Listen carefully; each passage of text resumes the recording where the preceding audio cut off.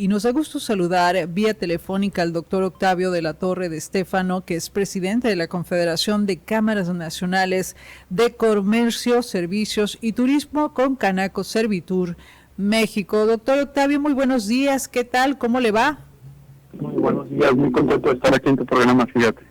Y bueno, revisar este tema, doctor, de que la Concanaco Servitur presentó el Observatorio de Incidencias Delictivas.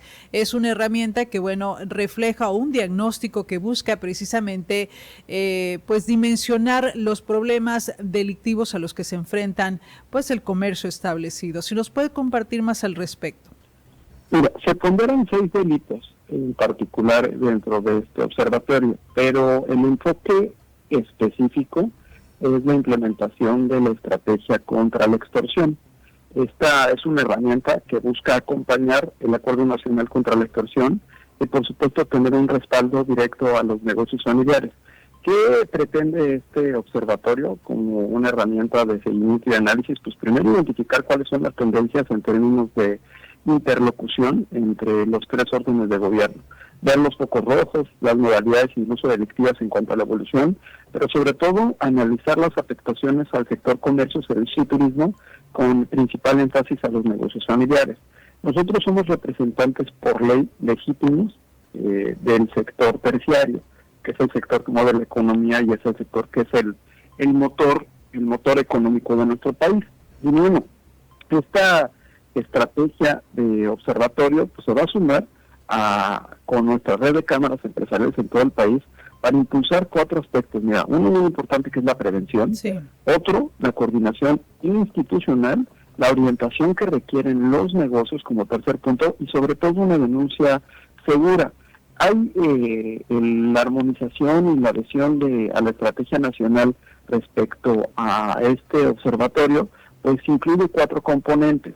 Como tú sabes, esta Ley General contra la Extorsión fue una de las peticiones que hizo nuestra organización, que data desde el 2023, y que se estuvo insistiendo con los candidatos, incluso a gobernadores y gobernadoras, con los candidatos a presidencia de la República, o con la presidenta electa, y ahora con nuestra presidenta, la doctora Claudia Sheinbaum, se llega a cristalizar una reforma donde los elementos del tipo, que son las características del delito de extorsión, se modifican, se amplían. Hay penas mucho más severas, pero también hay penas para los servidores públicos que en colusión pues permitan esta modalidad de delito que es tiene un impacto directo en la población. Generalmente la población pues identifica mal la extorsión telefónica, el secuestro expreso telefónico, las extorsiones que se hacen a través de plataformas digitales, pero hay otras modalidades como el impuesto criminal, el derecho de paso, el cobro de piso, que también han venido creciendo. Es un delito que se reconoce que la cifra negra de denuncias es muy alta, más del 90% sí. de estas situaciones no son denunciadas. Entonces aquí metemos 4 componentes que vamos a estar acompañando, que es la armonización legislativa para que el delito se persiga de oficio, es decir, no basta la ley general, sino que cada entidad federativa modifique sus leyes y las adecue. Otro de los puntos es el fortalecimiento de las unidades especializadas, es decir, cualquier ley, por mejor diseñada que esté, si no se ejecuta de manera correcta, termina siendo letra muerta. Entonces ahí vamos a ver cómo acompañamos. Obviamente nosotros no somos autoridad ni nos podemos meter a garantizar seguridad, eso le corresponde a la autoridad, pero sí podemos acompañar para ver cómo están fortaleciendo sus unidades y sobre todo 2 aspectos que son muy importantes en la comunidad. Uno que es el Manual Nacional de Capacitación para tratar de ayudar a los negocios, a los comerciantes, a los negocios que son la mayoría en el país, que son el 99%, que tienen de 1 a 50 empleados, que abren todos los días, que pagan la nómina cada semana, que no tienen tiempo de estar yendo a hacer trámites, sino que tratan de salir adelante todos los días. A ellos les vamos a ayudar a tener una capacitación para prevenir este tipo de delitos y saber cómo reaccionar. Y finalmente, fortalecer el 089 como una herramienta confiable de denuncia. El 089 es distinto al 911. El 911 sí identifica dónde estás porque requieres un auxilio. El 089, que parte de lo que se va a estar compartiendo, es un canal de denuncia anónimo. Y es un canal de denuncia anónimo que también es eficaz. Pues vamos a estar trabajando para, a través de nuestras red de cámaras, en 1,857 municipios con 2 millones de afiliados directamente, fortalecer esta estrategia. Hoy en día, el observatorio ya abarca 12 entidades con 17 municipios. Sí. que nuestros propios líderes de integrantes de la organización definieron cuáles eran los primeros, y podemos encontrarlo en el portal de concanaco.org. Ahí está un avance. Y también hay otro mapa que nos habla de cómo nuestro sector, que somos representantes por ley, es decir, que nos escuchen es un favor, es un derecho que nos ganamos desde la época de la colonia como organismo empresarial, fundadora de varias instituciones. La ley establece que somos un organismo de obligada consulta, tanto la Confederación como nuestras cámaras confederadas. Bueno, en ese otro mapa se establece cómo está la interacción al día de hoy de nuestro sector con el sector público. Sí. Es decir, identificas que el 50% de nuestros líderes sí tienen interacción en las mesas de seguridad, un 46% están en proceso y un 6% que hay nula interacción con las autoridades al momento. Esto seguramente va a cambiar cuando se implemente esta estrategia que anunció y que se comprometieron los gobernadores en Palacio Nacional de empujar. Hay 4 puntos que hay que nosotros atender y apoyar nosotros como cámaras empresariales, que todos somos voluntarios, o sea, nosotros no nos pagan por ser presidentes de cámara. Mira, uno es que tenemos que fortalecer la prevención y orientar a los negocios. Simple, qué hacer, qué no hacer y cuáles son las rutas institucionales. Eso tan sencillo, que es un tema de comunicación y de red, eso tenemos nosotros que propiciarlo. Concanaco con sus cámaras a la semana tiene más de 500 millones de impactos orgánicos en prensa tradicional y digital. Entonces es un vehículo de comunicación muy poderoso. 2, nosotros tenemos que también empujar a que se formalicen y se consoliden las mesas de coordinación donde existan, y donde no existan, promover que se instalen, porque hay territorios en los que no hay ese tipo de mesas. Pero sobre todo, los 2 más importantes, que responden a tu pregunta, es que logremos desplegar una capacitación que esté alineada con un manual en donde se le establezca qué hacer y qué no hacer a los afiliados para prevenir este tipo de delitos. Y principalmente, pues reforzar el uso del 089, o sea, como un canal de denuncia anónima, confiable, en donde se promueva la confianza y sobre todo la correcta canalización. Me parece que este anonimato es importante y es un cambio fundamental que pedíamos nosotros, porque en México al que denuncia lo matan. Sí, entonces nosotros pedíamos que se persiguiera de oficio, que existiera anonimato en las denuncias, pero que también pues se castigara a los servidores públicos que estuvieran coludidos con este tipo de actividades, porque quien principalmente tiene el mandato constitucional de brindar la seguridad son las mismas autoridades. Entonces el endurecimiento en esta ley de esos aspectos va bien, traza bien, hay un respaldo por parte de la organización a la doctora Claudia Sheinbaum y a Omar García Harfuch, lo hemos expresado, hay un reconocimiento porque se avanzó en algo que no se había avanzado, era un delito invisible, sí, que decían que no había estadística, pues no hay estadística porque nadie quiere denunciar, sí. Pero con este mecanismo, por lo menos jurídico, que ya está aprobado por el legislativo, que ahora se tiene que armonizar en todo el país, pues esto pinta a que va a mejorar y que se está atendiendo una petición de la población, porque esto genera percepción de inseguridad. Si continuamos con esta entrevista con el presidente de la Concanaco Servitur México, la Confederación de Cámaras Nacionales de Comercio, Servicios y Turismo, el doctor Octavio de la Torre. Doctor, le preguntaba sobre este diagnóstico que realizaron a través del observatorio, una radiografía territorial. La medición fue en 2 entidades del país, en 17 municipios. Hablamos específicamente de Villahermosa, Tabasco, digo de otros estados, pero de Villahermosa, Tabasco. ¿Qué fue lo que encontraron? Lo que se está midiendo en este observatorio es la colaboración intersectorial. O sea, para que este plan y esta estrategia pueda funcionar es muy importante la colaboración desde la federación hasta el municipio, pero también con las bases que se encuentran en la población y en el territorio, que son los que realmente sufren el fenómeno de la extorsión o cualquier otro de los delitos de alto impacto, principalmente en las familias mexicanas. Entonces, lo que se evalúa y lo que se permanentemente se va a estar identificando es, 1, la participación, ¿no?, en consejos consultivos municipales en cuanto a este vínculo que se tenga mensual con los municipios, con los secretarios de Desarrollo Económico, de Seguridad y de Turismos municipales. Otro de los aspectos que estamos constantemente identificando es si hay una relación con los secretarios aquí del Desarrollo Económico del Estado y con los secretarios de Desarrollo Económico de los propios municipios, si hay un enlace directo, si hay un vínculo. Muchas veces el vínculo existe, pero no es el vínculo con el gobernador, a quien le mando por cierto un buen saludo al gobernador May. Y también otro de los puntos es el grupo de ayuda mutua entre autoridades y comercios, ¿no? Aquí es donde nuestros agremiados, nuestros afiliados, si participan o no en las mesas de seguridad estatal o municipal. Hay veces que participan empresas. Eso está bien, o sea, pues las empresas también tienen un interés genuino de estar en las mesas, pero no siempre que la representatividad en la participación en esas mesas sea de una empresa, pues va a tener el impacto cuando existen representantes del sector. Es muy diferente la visión de un líder empresarial voluntario que es representante de un sector por ley al representante en particular de una empresa o de ciertas empresas que bueno, que el interés va a ser por resolver el problema de las empresas, no resolver el problema del sector. Entonces, se evalúa ese espacio y también, por último, si existe o no existe un mecanismo con la autoridad federal. Entonces, este mapa se va a estar presentando, se va a estar actualizando. Hoy en día, pues bueno, pues podemos ver que los mecanismos con la autoridad federal se están modificando en términos de lo que está haciendo el municipio de Villahermosa y el estado de Tabasco.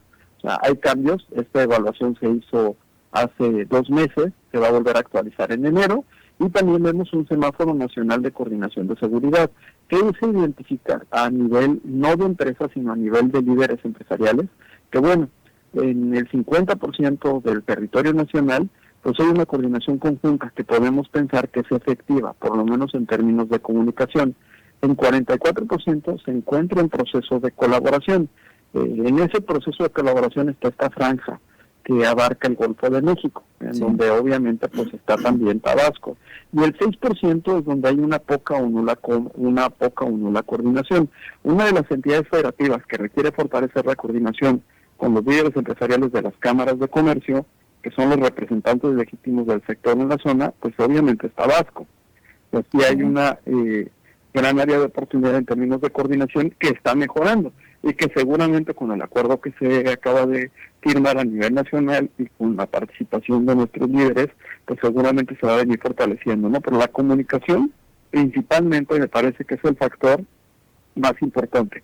Es en donde lo que debemos de fortalecer desde nuestras propias organizaciones empresariales, pues son los aspectos: cómo prevenir, qué hacer, qué no hacer, cómo reaccionar, y el otro, obviamente, socializar las herramientas que se están construyendo desde el gobierno federal, que van a bajar hasta el municipio, ¿no? Hasta el territorio y la población y la comunidad, que implican un anonimato de los denunciantes y que también nos ayudan y le ayudan al gobierno federal a poder ejercer el mandato que tienen constitucional de brindar seguridad de manera mucho más eficiente. Te voy a dar los municipios: Hermosillo en Sonora, Puerto Peñasco en Sonora, Tijuana en Baja California, Ensenada en Baja California, Matamoros en Tamaulipas, Reynosa en Tamaulipas, Nuevo Laredo en Tamaulipas, Lázaro Cárdenas en Michoacán, Uruapan en Michoacán, Acámbaro en Guanajuato, Zacatecas capital, Ciudad Valles en San Luis Potosí, Toluca Estado de México, Cuernavaca Morelos, Iguala Guerrero, Jalapa Veracruz, Villahermosa Tabasco. Son los municipios que se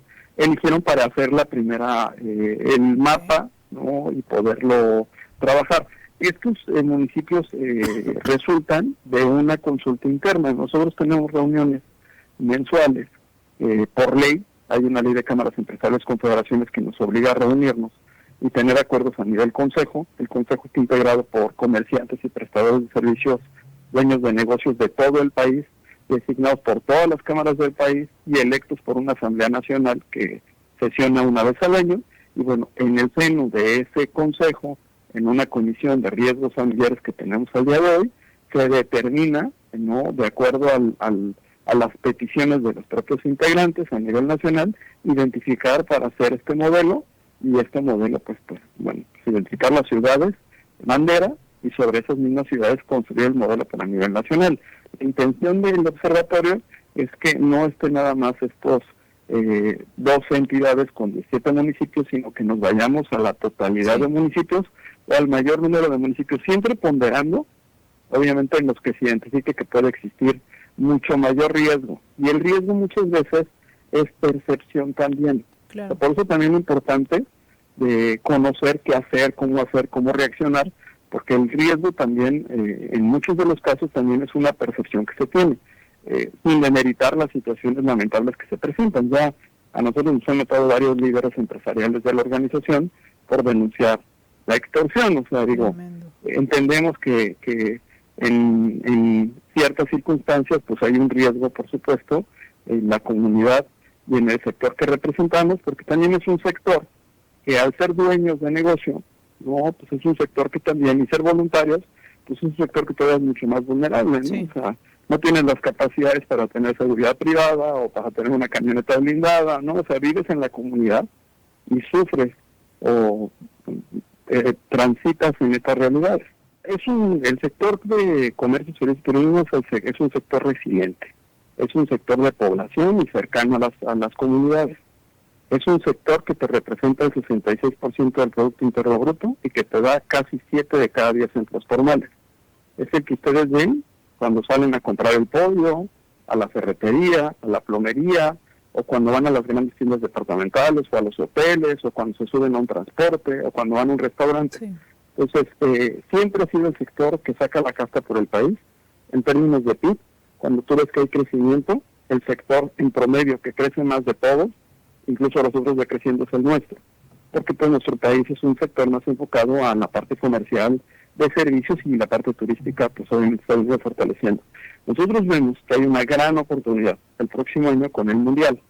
Y estamos trabajando en un Mundial muy mexicano, en donde no nada más estamos trabajando con las 3 municipios sedes, sino con también los centros de entrenamiento y con todo el ecosistema que está alrededor de las entidades federativas que van a recibir visitantes extranjeros.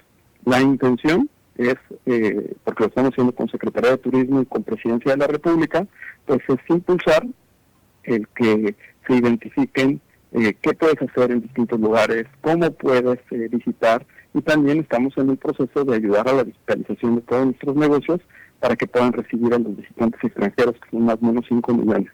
Entonces, es un año complejo, por supuesto, porque hay un nuevo orden mundial, no es un tema nada más de México, es un tema de cómo están cambiando los indicadores a nivel internacional, sí. Pero pues siempre los comerciantes y los prestadores de servicios y los turisteros, que somos nosotros, que cuando hay crisis no salimos corriendo, pues no vamos a salir corriendo ante ninguna otra situación adversa, que es la mayoría de los trabajadores y la población económicamente activa en el país se encuentran en este segmento, que puede tener un ingreso, que muchas veces no llega ni al mínimo, pero bueno, si llega al mínimo no tiene prestaciones.